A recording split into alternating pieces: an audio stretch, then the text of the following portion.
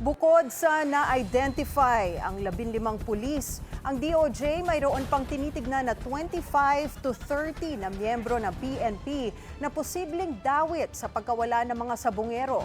At base sa intelligence ng ahensya, may kinalaman umano ang drug war ni former President Rodrigo Duterte sa kasong ito. Narito ang report ni Ivy Reyes. This investigation is not at all personally driven or directed at any particular group of persons. Ito ay ebidensya lamang.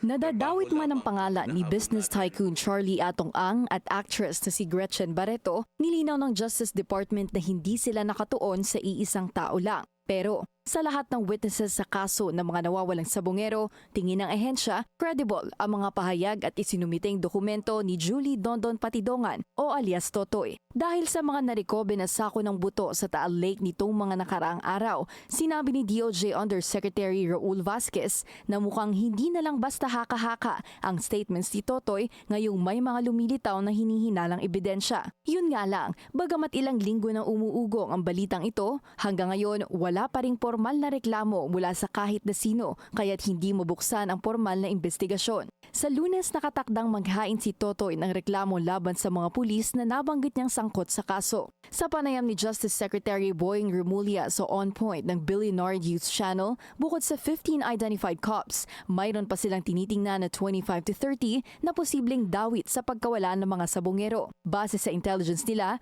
may convergence umano ang drug war ni former President Rodrigo Duterte at ang kasong ito. Paglilinaw naman ng DOJ ngayong araw, don't put too much color into words. Mahirap kasi mag-speculate lalong-lalo na ngayong dumadami ang mga anggulo.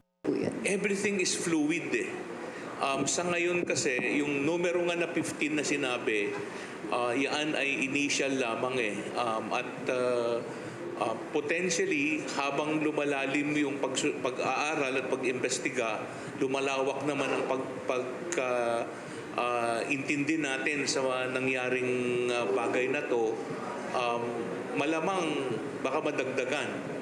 Tumanggi na rin magbigay ng komento si Vasquez sa mga online comments na nagsasabing nagtatanim ng buto ang ahensya para may maipakitang resulta sa publiko.